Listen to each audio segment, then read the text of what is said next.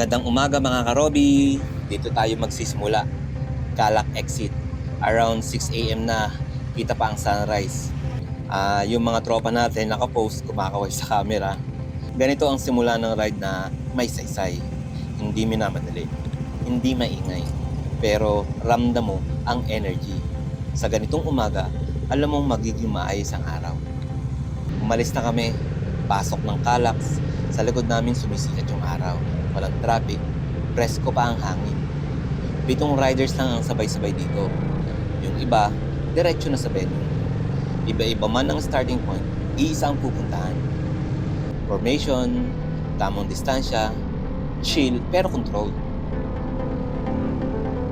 Habang tumatakbo sa expressway, iba yung pakiramdam pag sabay-sabay ang makina pero maayos ang galaw.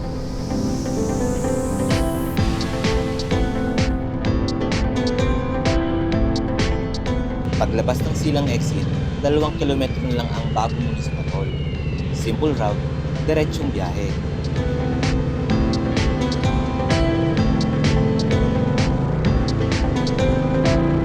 Provincial road ng silang, mas tahimik, mas probinsya ang vibe.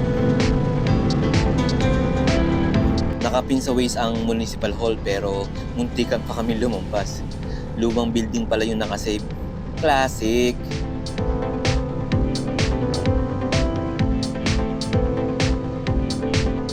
Hinto, U-turn, dahan-dahan, walang padalos-dalos.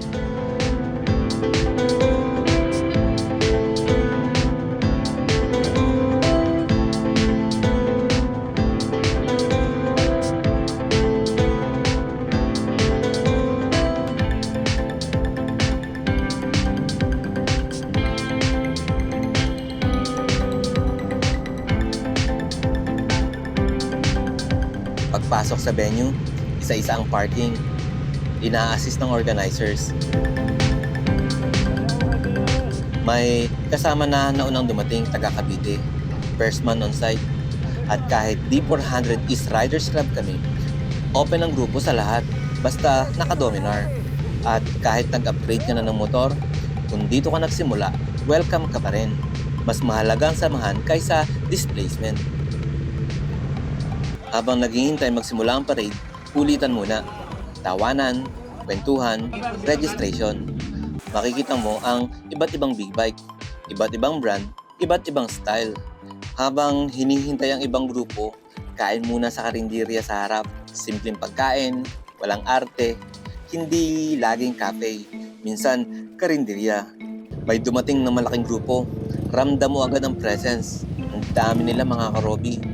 Nakakatuwang makita na bawat taon mas dumarami ang sumasali. Lumalaki ang community. Pero habang lumalaki, mas kailangan din ng disiplina.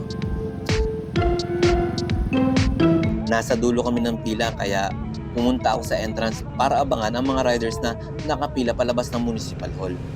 Habang palabas tayo ng gate, pakikita na sa kahabaan ng pila, sunod-sunod, maayos ang formation, ang haba ng linya, grabe. At habang isa-isang lumalabas ang riders, papunta sa kabayanan ng silang, doon mo makikita ang tunay na lakas ng community. At habang tuloy-tuloy ang parada, iisang bagay ang malinaw. Motorcycle community is growing. Mas maraming riders, mas maraming mata ang nakatingin sa atin. At dito pumapasok ang leadership. Hindi ito tungkol sa pinakamalakas na makina. Hindi ito tungkol sa pinakamahal na motor. Leadership is discipline. Pag nakaparada, hindi ka basta-basta sumisingit. Pag may marshal, sumusunod ka. Pag may pedestrian, rumirespeto ka. Ang community ay hindi nasusukat sa dami. Nasusukat ito sa asal.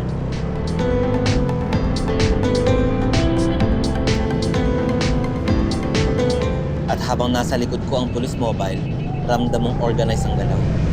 Ganito dapat ang event.